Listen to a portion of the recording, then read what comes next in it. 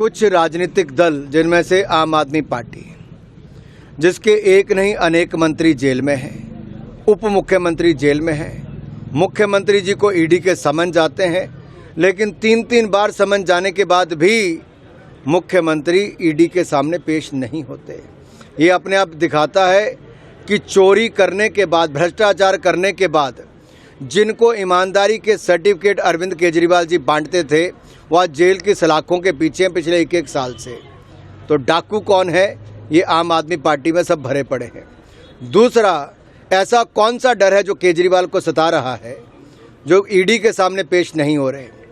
ये राजनीति में आने से पहले तो बड़ी बड़ी बातें करते थे, कांग्रेस को ईमानदारी का पाठ पढ़ाते थे। आज उसी भ्रष्ट कांग्रेस के साथ गले लगाकर केजरीवाल उतने ही भ्रष्ट हो गए जितनी कांग्रेस है। और अगर कांग्रेस के सांसद के यहाँ पर 350 करोड़ से ज़्यादा पाया जाता है तो केजरीवाल के मुंह में बर्फ़ जम जाती है। आम आदमी पार्टी का कोई नेता एक शब्द नहीं बोलता।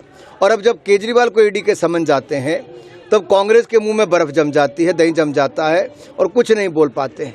ऐसा क्यों? ये चोर चोर मुसेरे भाई कांग्रेस और आम आदमी पार्टी ने मिलकर मलाई खाई।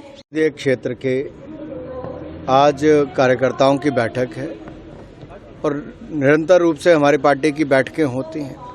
संगठन को और मजबूत करने के लिए, केंद्र सरकार की योजनाओं को जन जन तक पहुंचाने के लिए और आगामी चुनाव में पहले से ज़्यादा बढ़त के साथ चुनाव जीतने के लिए सब कमर कसने के लिए तैयार हैं। फिर एक बार मोदी सरकार बनाने के लिए तैयार हैं और लक्ष्य इस बार अगर 400 पार है तो इसमें हिमाचल की चारों सीटों का योगदान भी देंगे। कभी संवैधानिक संस्थाओं पर प्रश्न चिन्ह खड़े करना, कभी अदालतों के निर्णयों पर प्रश्न चिन्ह खड़े करना और कभी स्वतंत्र जांच एजेंसियों के ऊपर पथराव करना, मारपीट करना, ये तृणमूल कांग्रेस की आदत सी बन गई है। भ्रष्ट पुलिस अधिकारियों के लिए मुख्यमंत्री धरने पर बैठ जाए, ये अराजकता नहीं तो और क्या है?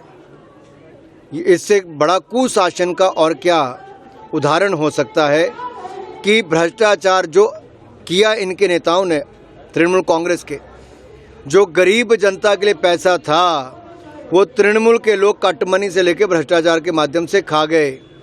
अगर उसके खिलाफ जांच होती है तो तृणमूल पार्टी को तो सहयोग करना चाहिए कि भ्रष्ट लोगों को पकड़ा जाए और गरीब और जरूरतमंद को उसको मदद मिले, उसका हक मिले। लेकिन उसका हक दिलाने की बजाय तृणमूल पार्टी तो हमले करवा रही है और हमलावर वाले को संरक्षण देने वाला वो नेता जिसकी शय पर किया गया वो किसी और की गाड़ी में नहीं, वो वहाँ के सबसे बड़े नेता की गाड़ी में पाया जाता है। इसका मतलब हत्या, अत्याचार, भ्रष्टाचार करने वालों को संरक्षण देने वाला कोई और नहीं, ममता जी का पूरा संरक्षण उनको मिल रहा है। नरेंद्र मोदी जी की सरकार में गरीब कल्याण की अनेक योजनाएं चली जो कांग्रेस 60 वर्षों में नहीं कर पाई, वो मोदी सरकार ने 10 वर्ष में उसे कई गुना ज़्यादा किया। 70 साल में 74 एयरपोर्ट थे, हमने 76 नए एयरपोर्ट बनाकर दे दिए। पिछले 70 साल में मात्र 7 एम्स थे, हमने 16 नए एम्स बनाकर दिए। पिछले 70 साल में 3,20,000 किलोमीटर सड़कें थे, हमने 4 लाख किलोमीटर ग्रामीण सड़कें बनाई। फिर 90,000 नेशनल हाईवे थे, 90,000 किलोमीटर, अब वो बढ़कर 1,50,000 किलोमीटर हो गए। इसी तरह से ही मेडिकल कॉलेज हर जिले में एक बना दिया। कांग्रेस जो सपनों में भी नहीं सोच सकती थी उसको साकार करने का काम, संकल्प से सिद्धि का काम मोदी सरकार ने किया। और अब भी मोदी सरकार ये चाहती है कि हर उस वंचित तक जो उसका हक था वो मिले, इसलिए देश भर में विकसित भारत संकल्प यात्रा चलाई गई है ताकि कोई लाभार्थी ऐसा बचे ना जिसको उसका हक अब तक ना मिले। जगह देखा गया कुछ राज्य की सरकारों ने भेदभाव किया और लाभार्थियों को लाभ नहीं मिलने दिए। और इस खड़गे जी के बयान से साफ नजर आता है आज भी गरीब और जरूरतमंद की भलाई के लिए कांग्रेस तैयार नहीं है।